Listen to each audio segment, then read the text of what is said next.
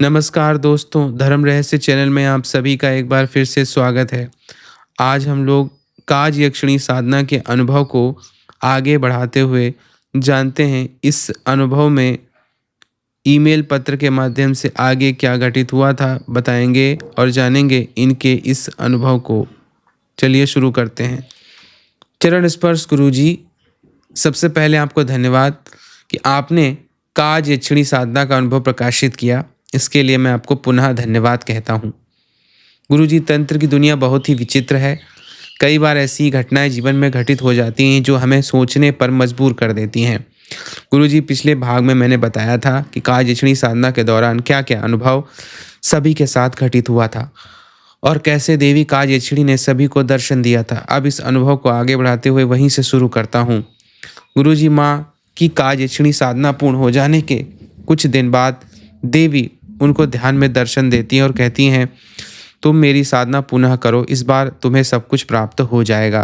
क्योंकि पिछली बार उनसे कुछ गलती हो गई थी जिससे देवी उनसे रुष्ट हो गई थी। माँ ने पहले स्वप्न में देखा कि देवी उनके सामने खड़ी हैं और वह अपनी इच्छा उनको बोलती हैं, तो देवी उनको तथास्तु कहती हैं। यह स्वप्न उन्होंने तब देखा था जब उन्होंने दूसरी बार काज यक्षिणी साधना आरंभ नहीं किया था। इसलिए माँ ने फिर से काज यक्षिणी साधना आरंभ किए कर देती हैं, लेकिन इस बार दीदी भी काज यक्षिणी साधना को करती हैं। वह इस साधना को भैया के ही कक्ष में करती हैं, जहाँ कुछ दिन पूर्व भैया ने काज यक्षिणी साधना को किया था। वह उनकी साधना में सफल भी रहे थे, हालांकि उनको सिद्धि की प्राप्ति नहीं हुई थी। जिस दिन माँ ने काज यक्षिणी साधना दोबारा आरंभ किया, दीदी भी उसी दिन से उन्होंने भी काज यक्षिणी की साधना प्रारंभ किया था। की पहले दिन की साधना पूर्ण हो गई, लेकिन दीदी की साधना खंडित हो गई। दीदी जब भैया के कक्ष में काज यक्षिणी की साधना कर रही थी, तभी उनको किसी ने जोर से पीछे की ओर से धक्का दिया, जिसके कारण उनका हाथ नीचे की ओर झुक गया। इसलिए उनकी साधना खंडित हो गई। गुरुजी, जब मेरी माँ दुर्गा सप्तशती का पाठ कर रही थी, तभी उनको वही तांत्रिक दिखा और उस तांत्रिक ने कहा, मैं काज यक्षिणी से अब युद्ध करूंगा।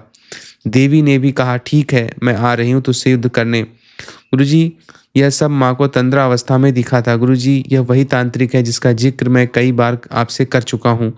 इस तांत्रिक ने 10 वर्षों तक तारापीठ में माता तारा की साधना करके उनकी प्रत्यक्ष सिद्धि को प्राप्त किया है।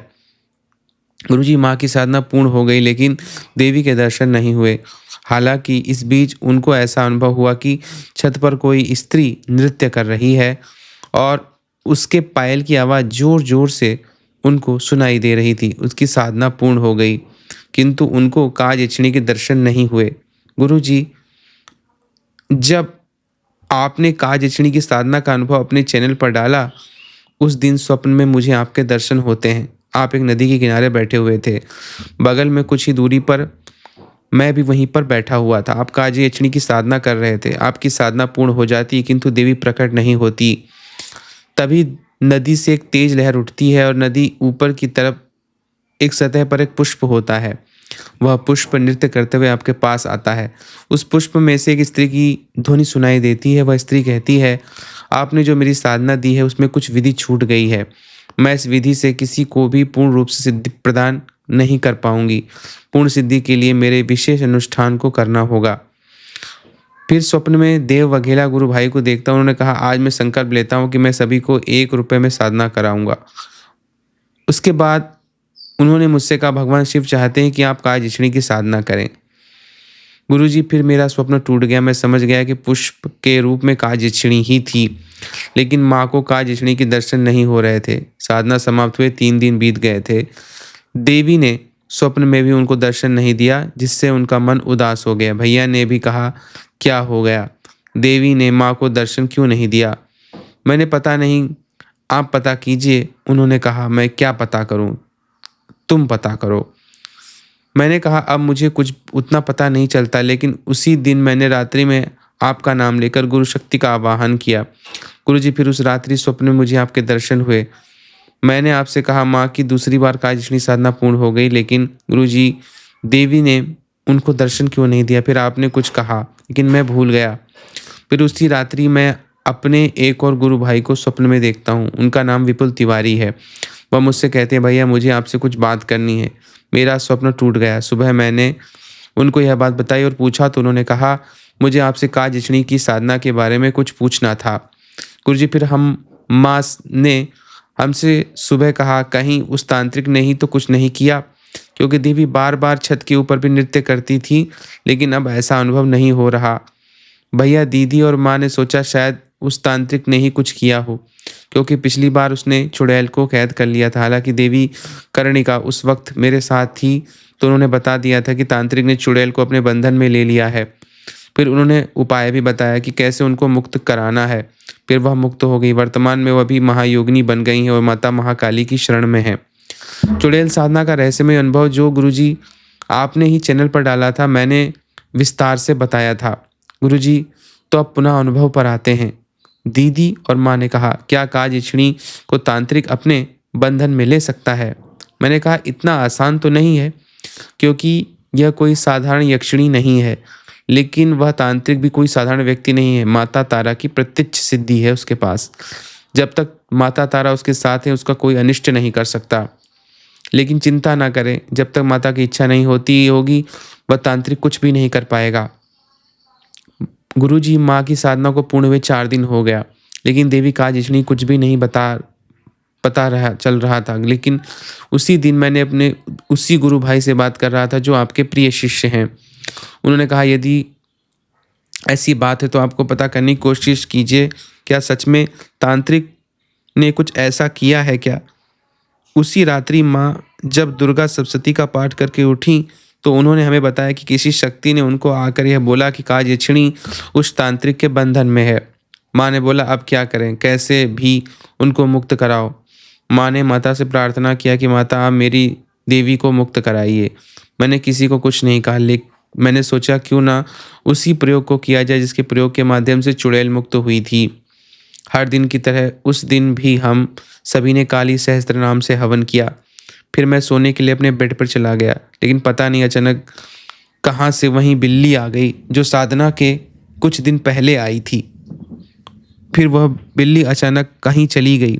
मैंने सोचा थोड़ी देर बाद देखा जाए, फिर यूट्यूब ओपन करके आपकी वीडियो को देखने लगा, लेकिन कब मैं सो गया पता नहीं चला। पूरी रात मैंने फ़ोन का डाटा ऑन रहा, लेकिन मैं हमेशा अपने फ़ोन को फ्लाइट मोड में कर देता हूँ। गुरुजी, मुझे ऐसा लग रहा था जैसे किसी ने अभी अभी मुझे शराब पिला दी हो। मुझे नशा सा आने लगा, क्योंकि मैं उस रात प्रयोग को रात्रि में नहीं कर पाया। मैं स्वप्न में स्वयं को एक शमशान भूमि में देखता हूँ। भगवान शिव दिगंबर अवस्था में नीचे लेटे हुए थे और माता महाकाली भी दिगंबर अवस्था में प्रकट हुई थी।